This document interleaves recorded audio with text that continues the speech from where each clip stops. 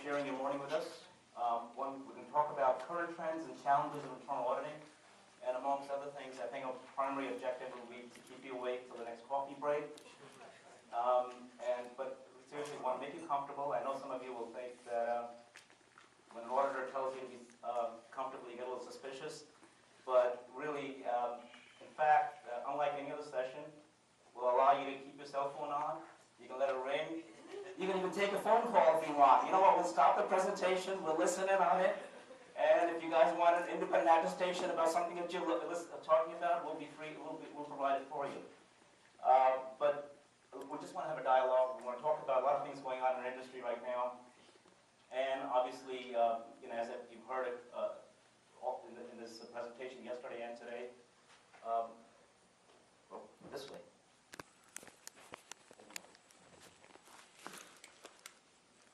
Just press this thing. Technical difficulties.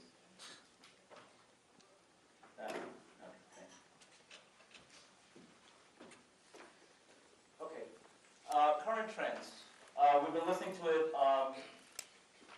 We've been hearing it over and over again. Increased regulatory enforcement. Increased regulatory action. Bank foreclosures.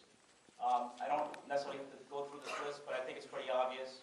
Lower earnings, shrinking budgets. What does that result in? Employee layoffs. What does that result in? Morale issues. No bonuses, no raises, no Christmas party. Process streamlining. What does that mean? Process streamlining. For years, you've got an institution, you build up your processes. You've got good controls. You've got segregation of duties. You have one person doing the input, another person doing the reconciliation, another person doing the review. You've got balanced controls. Well, employee layoffs, what does that result in? Those controls disappear. You've got one person now doing a job of three persons. Reduction in internal audit resources. Either if you have an in-house internal audit department, you're not hiring anymore, there's a hiring freeze. You've got increased regulatory enforcements, increased regulatory action, requirement to do more work, you can't do it. There's a requirement for internal audit to help out, be a team player within the organization. Do some work. What does that do? That undermines the independence aspect of internal audit. Increase in fraud risk. Not only do you have external fraud risk, your customers writing bad checks, bad customers, so to say, the economy is bad, you've got internal fraud risk. It's no secret when you have a recession, when times are bad, what do people do? They take from the cookie jar. It happens when people know controls are weak, they'll take advantage. It's a known fact, historical evidence and fraud studies will tell you. Even your trusted employees, the ones that have been around for 20 years and 10 years, time of need will borrow a little bit with good intentions, but that's what increases. That's what these trends do to you. So enterprise-wide risk is increasing. It's quite obvious. While our resources that we have, that we employ to manage those risks, they're decreasing. So you've got increasing risk with a decreasing resources. That's a challenge. All right, I got it right. Challenges of internal audit. I heard it this morning, I had it yesterday also. Internal audit is your last defense in an organization. Internal audit needs to be able to understand these changes and these increasing risks. Where are these auditive emphases? Where are they coming from? What's driving it? Let's take a look. Well, you've got industry-driven emphasis. Sometimes the industry tries to police itself. They recognize the risks. Not too often, but sometimes they do. IT is a good example of that. We have the Grand Reach Bliley Act. We have some rules, regulations that tell us how to manage the IT risks.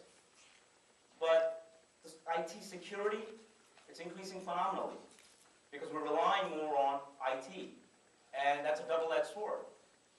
So the industry is trying to police itself, trying to manage those risks. Internal audit needs to understand that. reactionary, regulatory risk-driven emphasis now. Yesterday morning session, we heard about the Frank Dodd bill. Talks about 300 new regulations. There's 2,500 pages, 60 more studies to come about.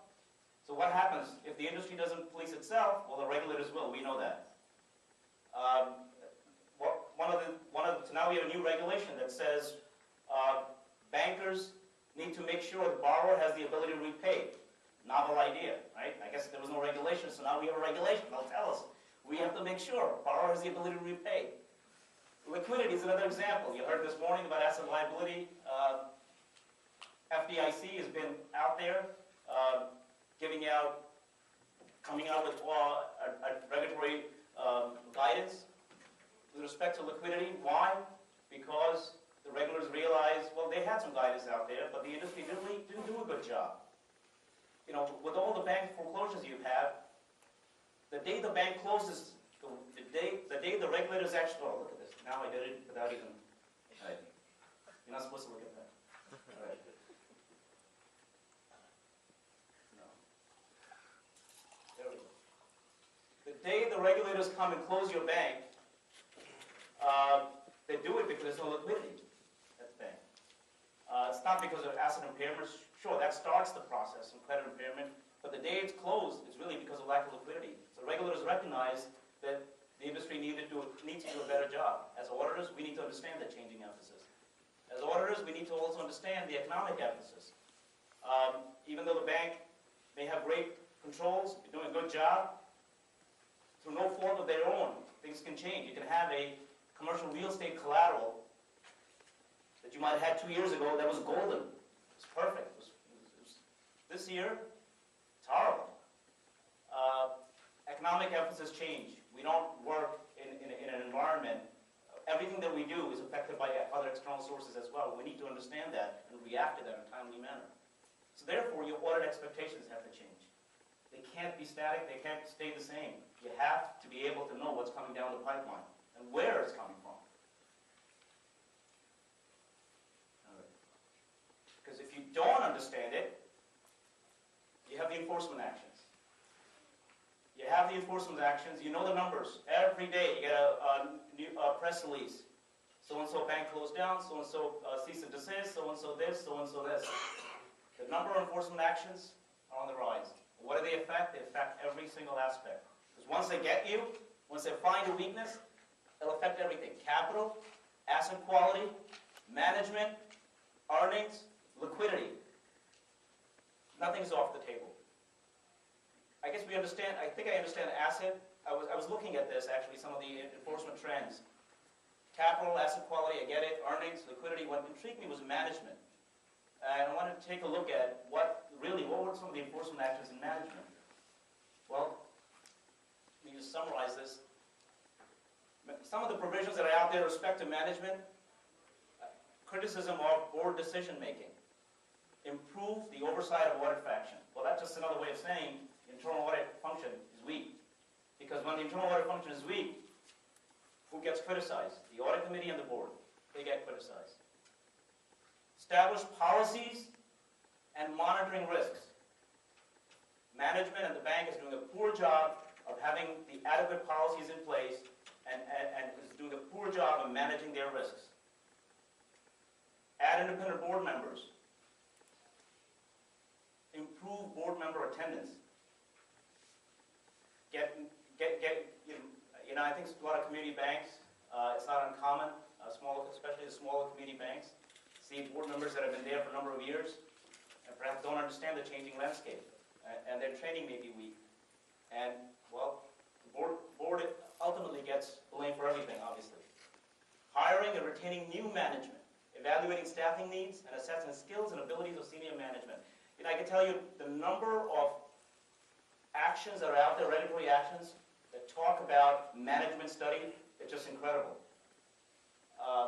It's like they're copying and pasting from one to the other. Management study. Does the management have the capabilities and the skill set to manage the bank? It's the same bank. We got one rating about a year ago, same management. But this year, management is not good. So what happens here? I guess what happens is we all get criticized. auditors, management. We're all in it together. We all need to understand these risks. As internal auditors, we talked about the changing emphasis. What we thought we'd do today is look at a couple of emphases. A situation where the industry is trying to police itself with the emerging threats. IT is a good example of that. And with me, one of my colleagues is Peter Viglucci. He's the Director of IT Risks. I thought he'd share with us the emerging threats and emphasis in the IT area.